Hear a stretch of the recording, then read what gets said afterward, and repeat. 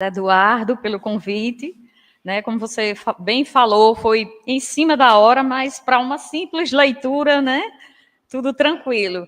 Até porque também é uma obra que, desde o início, assim, o autor, né, que estava organizando, na verdade, foi um autor espiritual, mas Eduardo ficou a cargo de organizar, né, essa psicografia que foi feita.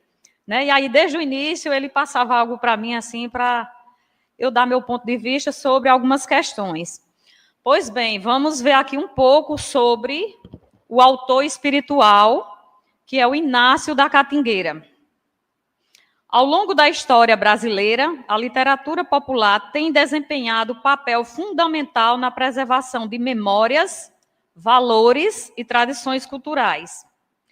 Entre os nomes que se destacam nesse cenário está Inácio da Catingueira, poeta e cantador escravizado do século XIX, cuja genialidade sobreviveu ao tempo, sendo reconhecido por estudiosos no país e no mundo.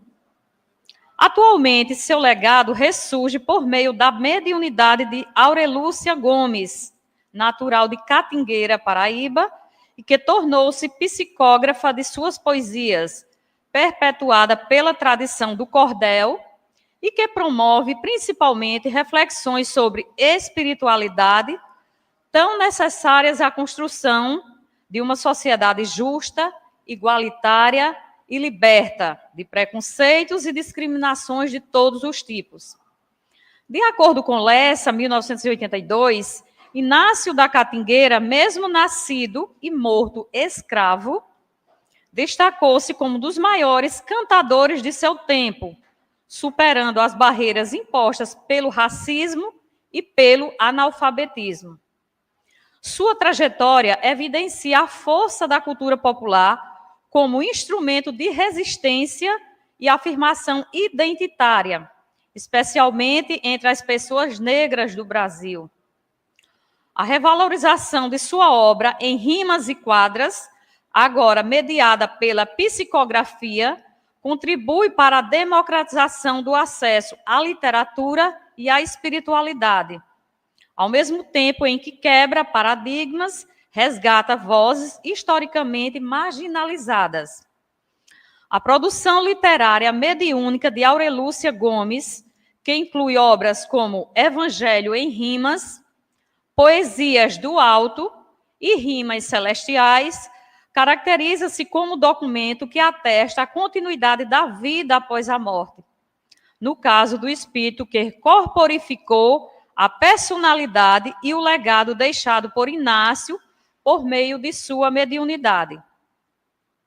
Sua obra em vida foi transmitida através da oralidade, passada entre poetas repentistas e que nos revela, através do plano espiritual, chega hoje até nós pela via da psicografia como uma expansão dos horizontes da literatura espiritualista espírita. Ao transformar ensinamentos espirituais em versos acessíveis e envolventes, o autor cumpre relevante papel social, oferecendo conforto, inspiração e conhecimento aos leitores sedentos de espiritualidade, religiosidade e promovendo o diálogo interreligioso, pois integra fé, arte e cultura, bem como religião no sentido moral, ciência e filosofia.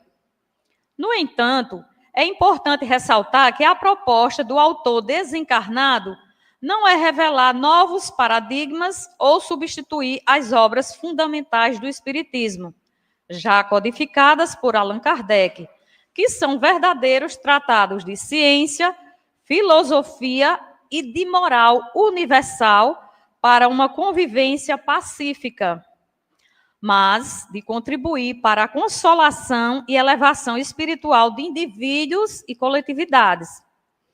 Sua atuação como espírito que acolhe recém-desencarnados em momentos de grande comoção reforça o compromisso ético com o amparo e a solidariedade, valores essenciais para a construção de uma sociedade planetária mais justa e fraterna, e que está em sintonia com o cristianismo redivivo, propiciado pela revelação espírita, a caridade como o maior legado do Mestre Jesus.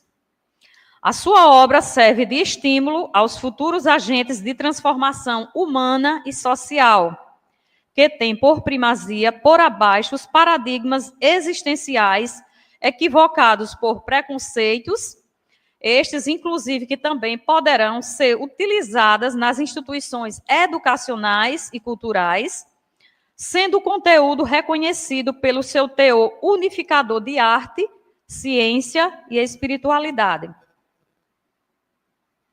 E, finalizando, pelo fundamental incentivo ao respeito à diversidade religiosa e à pluralidade de manifestações culturais que fortalecem a identidade nacional, além de promover a inclusão de diferentes vozes, independentes sejam estas de encarnados ou desencarnados, em prol da construção do conhecimento coletivo e do bem-estar social. Que legado, né, gente? Um homem preto, escravizado, que veio aqui à Terra, ou por prova, ou por expiação, que sofreu, né, os martírios, os horrores da escravidão, simplesmente pela cor da pele negra, né, foi tratado dessa forma, coisa que até hoje a gente tem o resquício, que é o racismo institucionalizado, né, fruto dessa escravidão negra.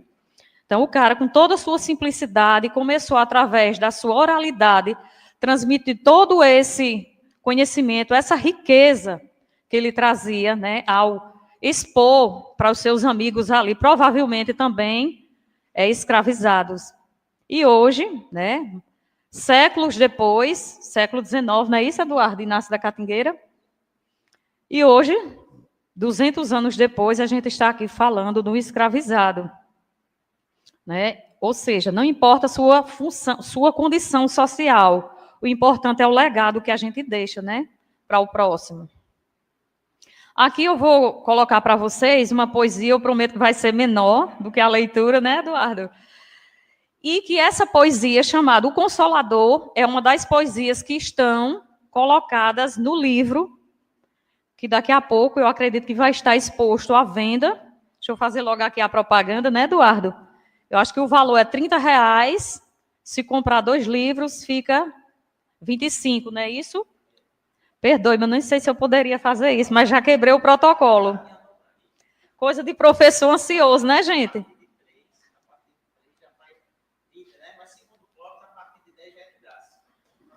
Pronto, então vamos zerar hoje o que tem aí o estoque. Vamos lá, gente. A poesia se chama O Consolador. Há irmãos que se dizem ateus e dizem isso com fervor. Ainda não conhecem a Deus, mas praticam a lei do amor. Há outros que se dizem cristãos, que têm a fé elevada, incapazes de perdoar um irmão que caiu na caminhada. Outros dizem ter fé de sobra, maior que um grão de mostarda. No entanto, a fé sem obras é pequena e acanhada. Jesus deixou o alerta para quem o fanatismo consome. Virão os falsos profetas para profetizar em meu nome. Jesus, quando ascendeu, não nos deixou órfãos de amor. Ele mesmo prometeu, enviaria o Consolador. E a doutrina espírita consola, conforme foi prometida. Mostra a terra como escola, e quer voltar é permitido.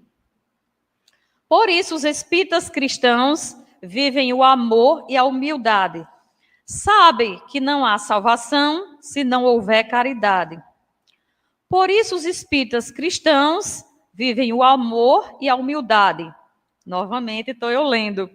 Pulando. Ensina ainda a doutrina espírita o aprimoramento moral, mostrando a matéria restrita e o espírito imortal.